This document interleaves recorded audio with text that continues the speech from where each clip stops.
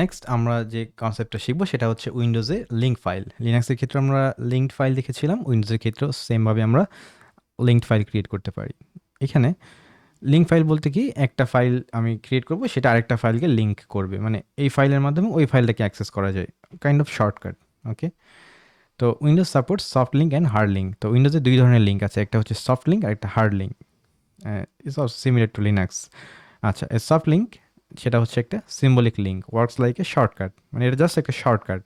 মানে কোনো একটা, ধরা যাক আমার মেইন একটা ফাইল থাকবে, রাইট? মেইন ফাইলটা আমার একটা এই ফোল্ডারের মধ্যে ধরা যাক আমার মেইন ফাইলটা আছে। ওকে, এটা হচ্ছে আমার মেইন ফাইল। আর আমি এই আরেকটা ফোল্ডারের মধ্যে সেখানে একটা শর্টকাট ক্রিয়েট করলাম, এই সিম্বলিক লিঙ্ক ক্রিয়েট করলাম। এইটা কি করে, এইটাকে পয়েন্ট করে আর কি। ঠিক আছে, তো এখানে এই যদি এটা সফট লিঙ্ক হয় তাহলে এটা জাস্ট একটা শর্টকাটের মতো কাজ করবে, ওয়ার্কস লাইক এ শর্টকাট। আর আমি যদি এটা হলো সফট লিঙ্ক, আর যদি হার্ড লিঙ্ক ক্রিয়েট করি, হার্ড লিঙ্ক হার্ড লিঙ্ক যদি ক্রিয়েট করি এই ফাইলের একটা হার্ড লিঙ্ক ক্রিয়েট করি, তাহলে মনে হবে যে মানে এই ফাইলটারই একটা কপি যেন এই ফোল্ডারের মধ্যেই আছে। ওকে, মানে একদম হুবহু এই ফাইলটা যেন এই ফোল্ডারের মধ্যে আছে, এরকম এইভাবে সে কানেক্টেড হবে। সো এই জিনিসটা আমরা ইন প্র্যাকটিস দেখতে পারি। তো এরকম লিঙ্ক ফাইল ক্রিয়েট করার জন্য আমাদের যে কমান্ড সেটা হচ্ছে MK link. We can use the MK link command. এই যেখানে এমকে লিঙ্ক কমান্ড, তো আমরা কি করব, এমকে লিঙ্ক, তো লিঙ্ক নেম মানে লিঙ্ক ফাইলের নাম, আর এটা হচ্ছে মানে অরিজিনাল যে টার্গেট ফাইল, এটা হলো এই যে এটা হলো টার্গেট ফাইল। আর লিঙ্ক নেমটা হবে কোথায়, এই যে এটা হচ্ছে লিঙ্ক নেম। ওকে, আচ্ছা। সো এইভাবে আমরা দুইটা ফাইলকে কানেক্ট করতে পারি।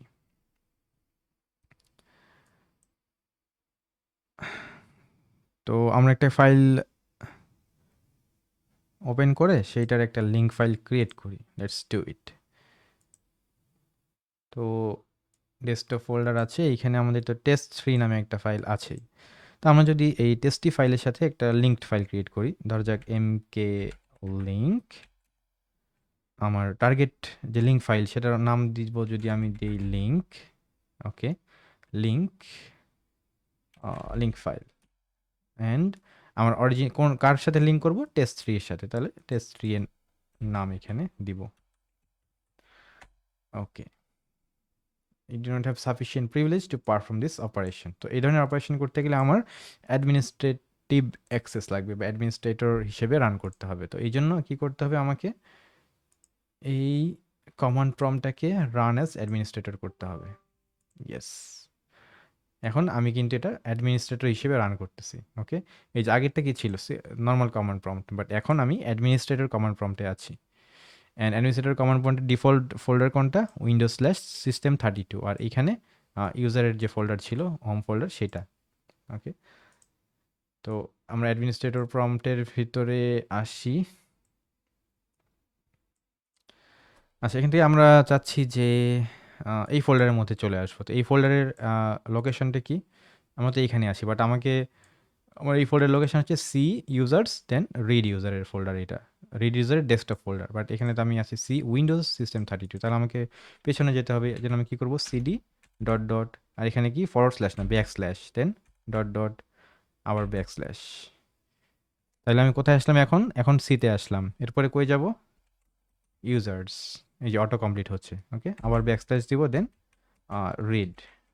ওকে, আবার ব্যাকস্ল্যাশ দিয়ে তার ডেস্কটপ ফোল্ডারের মধ্যে যাব। এটা দিলে আমি এই যে রিড ইউজারের ডেস্কটপ ফোল্ডারে আসলাম, মানে আমি এই ফোল্ডারের মধ্যে আছি। I can check it. Okay, আমি এই ফোল্ডারের মধ্যে আছি। এখন আমি চাচ্ছি টেস্ট3 ফাইলের সাথে একটা লিঙ্ক ফাইল ক্রিয়েট করব। সো এমকে লিঙ্ক